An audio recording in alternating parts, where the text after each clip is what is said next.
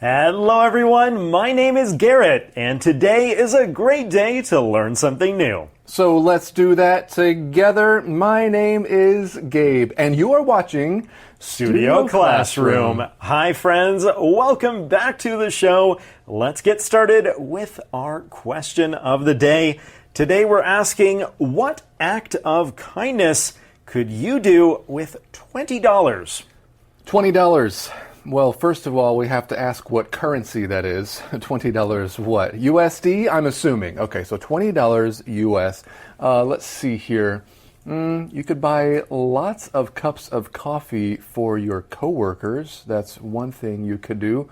What do you think you could do with $20, Garrett? The first thing that came to mind would be to get one or two Christmas gifts for kids that otherwise wouldn't be able to afford them. Hey, there's a lot of things that we could do with $20. $20, depending on who you are and how much you make, might not seem like a lot, but actually it could be quite helpful. Well, let's get into our lesson. It's called the $20 Challenge. Here we go. The $20 Challenge. One small gift, one big lesson in kindness. What can you do with $20? Buy a few snacks? Or maybe a movie ticket and popcorn? In Christina Ulmer's classroom, $20 buys something far more powerful, a lesson in kindness that lasts a lifetime. All right, friends, what can you do with just $20 to help someone else? Today, we're talking about one teacher who's encouraging her students to do this very thing. That's right. Of course, as a reminder, our lesson is called the $20 Challenge. Anytime you see the something challenge, you know it's something that someone is probably challenging you to do. Can you do it or not? Will you take up the challenge or not? But we read here, one small gift, one big lesson in kindness. What is a big lesson? Sometimes we use this phrase to mean it's an important thing that you learn, often from experience. Right, let's use that in a sentence. We might say, failing the test taught me a big lesson about studying. I did not make that same mistake again. All right, what big lessons have you learned in life, friends? Talk about some of those in English. Well, we read here, what can you do with $20? There's that question we were talking about earlier. Of course, earlier we were specifically asking what act of kindness you could do with $20. I'm sure we could all think of things that we can do with $20. Right, maybe you could buy a few snacks, or maybe a movie ticket and popcorn. That's what our article says. Yes, those would be things you're probably doing for yourself. Or you could use $20 to pay off a parking ticket or something like that. Some things we don't want to do, we have to use money for as well. But we read here, in Christina Ulmer's classroom, $20 buys something far more powerful than a few snacks and a movie ticket and popcorn, right? But let's take a look at that word classroom you are all very familiar with. If you've gone to school, of course, you had to study or go take your class in a classroom. Right, it's usually referring to that physical room where a class is. There's a teacher and the students in there as well. Here, as we're talking about Christina Ulmer's classroom, we're talking about if you're a part of her class, if you're one of those students. That's right. Often we do think about the physical room, but in our lesson, like Garrett said, it's more referring to that group of students that Christina is teaching. All right, so there's something more powerful that you can do with $20. We read here, a lesson in kindness that lasts a lifetime. We see another lesson-related phrase here, a lesson in something. This is something that teaches you about a good quality or maybe a behavior. Here's an example. Her honesty was a lesson in being true to yourself. Often you go through a significant experience that is a lesson in some specific quality for you. Well, there's something else we'd like to talk about here, and that is the idea of a lifetime. This is the entire length of a person's life. Exactly.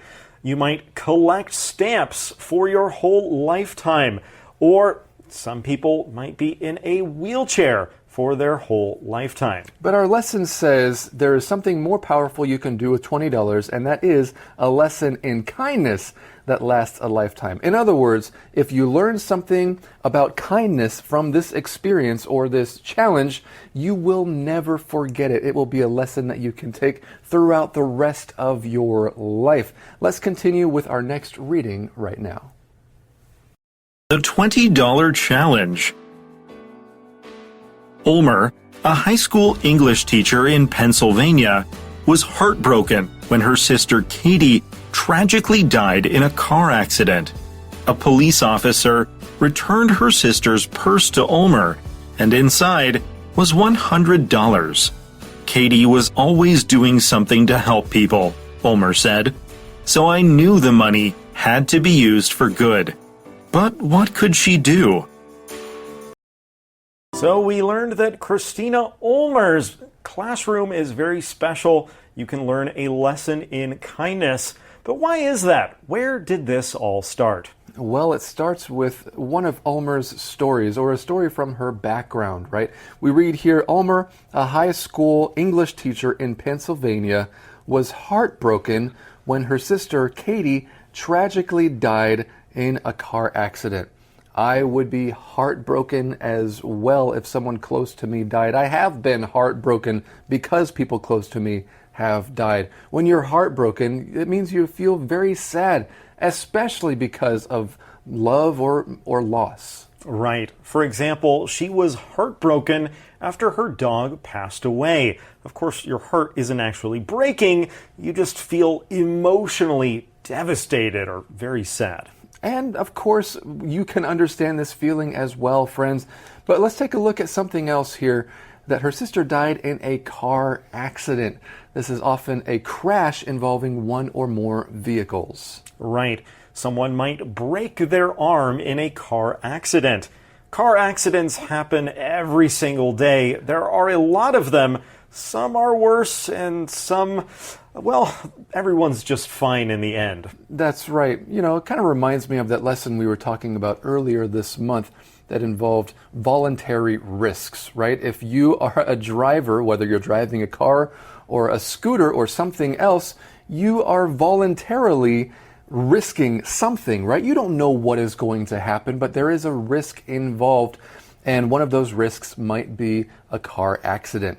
But let's continue here. A police officer returned her sister's purse to Ulmer, and inside was $100. Okay, so she wasn't expecting to get that extra bit of money, but there it was. What did she do with it? We have a quote from Ulmer here.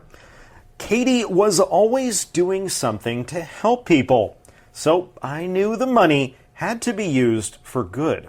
Okay, so she wanted to use this $100 for good. In other words, to help other people. That is what for good means. This means in a helpful or positive way. Right, you might have special skills or talents. You can use those just for yourself, or you can use them for good by helping people that have needs. Okay, so she's going to use the money for good.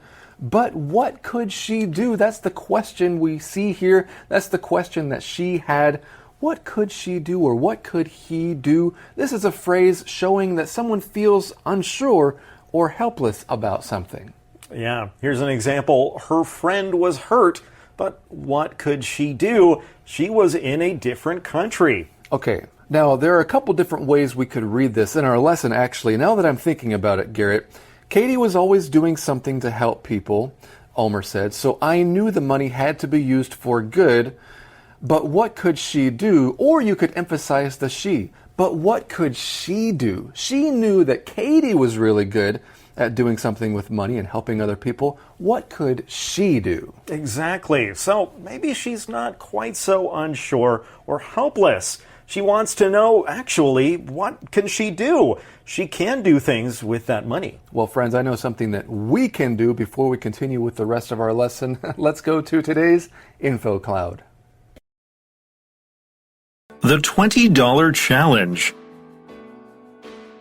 Then in 2018, she had an idea. Her students were reading Ray Bradbury's Fahrenheit 451. It's set in a time when everyone is glued to their screens and society lacks empathy, she stated. Sounds familiar, doesn't it? It popped into my head that I could have my students do acts of kindness with my sister's money. Ulmer took Katie's money, added funds out of her own pocket, and gave each of her students $20.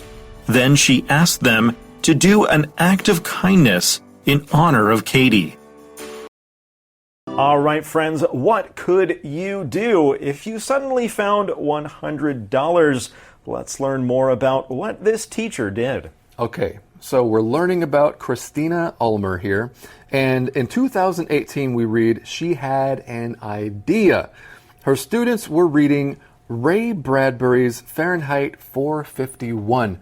Now, this is a very famous book. We would say it's a classic novel, one that I have to say I have not read yet, but it's kind of always been on my list. Have you ever read Fahrenheit 451? I am in the same position as you, Gabe. I haven't read it. I know it is a classic science fiction story, but not one of those ones that takes place in space. It's one that has a lot more messages for us to learn from. You know, all I know about that certain temperature, Fahrenheit 451, is that is the temperature at which paper will burn regardless of whether there's a fire or not, right? That is good to know. All right, so her students were reading this book, and she says it's set in a time when everyone is glued to their screens and society lacks empathy. Okay, well, let's take a look at this idea of being glued to something. This is paying full attention to something and not looking away. For example, he was glued to his phone all afternoon. Right. Often these days we'll use that phrase when talking about something with a screen. It's just so addictive, but you could use it for something like a book as well. That's right. Okay, so it's set in a time when everyone is glued to their screens and society lacks empathy. Well, empathy is very important for human relationships. This is the ability to understand and share how someone else feels. Yeah. For example, she showed empathy by listening to her friend's problems. It can often be hard to feel empathy for someone going through a hard time if you haven't had that same experience. Okay, so it's quite interesting about this book, and something that this teacher, Christina, noticed about the book is that it sounds familiar, okay? Even though this book, it was set in a time a long time ago, or it has nothing to do with our society right now, it sounds familiar, doesn't it? She asks. And Garrett, it does kind of sound familiar. It seems like everybody is always glued to their screens these days. We would rather, focus on our own things than empathize with other people. Absolutely. We see parts of this in our own society. She continues, it popped into my head that I could have my students do acts of kindness with my sister's money. Well, let's talk about the idea of something popping into your head. This means it comes to mind suddenly. For example, a funny idea popped into my head during class. Exactly. That's a great phrase. So she could have students do an act of kindness.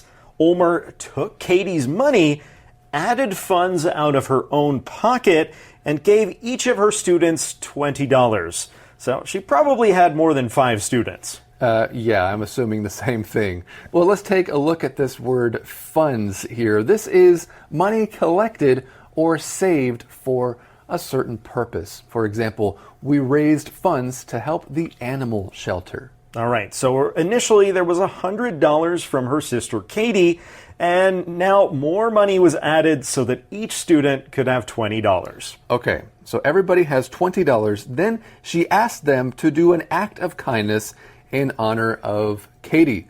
So her sister Katie had passed away in a car accident. She wants to remember her sister Katie by doing an act of kindness, but she's not going to do it alone. She's encouraging her entire classroom to do this with the $20 that they now have. And I think this is a great idea. Remember, she's a high school teacher. So these are all high school students. if you can learn how to have empathy and do kind things for others at a young age, it really is a lesson for a lifetime. That's true. Friends, you see that phrase here, in honor of, as well. And if you do something in honor of someone else, that means you're doing it as a way to remember that person and keep their memory alive and something special about them going on into the future. Well, we do have more that we would like to talk about right after today's fun fact. All right, friends, as we finish our lesson today, I wonder how you feel so far about this. Garrett, I think we've all heard about people doing random acts of kindness, right? That is, something kind of unexpected and nice for somebody else. But what do you think about Christina's method here in our lesson? I think it's really interesting. My first thought was, if they took all the money, combined it, they could maybe do something even bigger than each person having $20. Oh. But I think the thing that they would lose is that special lesson of being kind that each student will learn from this. That's an interesting point, Garrett. Yeah, it's one thing to accomplish something as a whole group. Maybe they could accomplish more with that entire sum of money. But yeah, when you're individually doing something to help other people, there's something different that you get from that experience as well. Just like when you're in school and you do a big group project, if you're just a part of it but you don't contribute a lot, you won't learn much from it. But if each person has their own roles, each person will get something out of it. Well, friends, if you had a certain amount of money and you knew you were going to use it to help somebody else and not use it for yourself, what would you do? Think about that. We have more to learn from this lesson next time, but that's all the time we have for today. My name is Gabe. And my name is Garrett. We'll see you again next time, right here on Studio Classroom.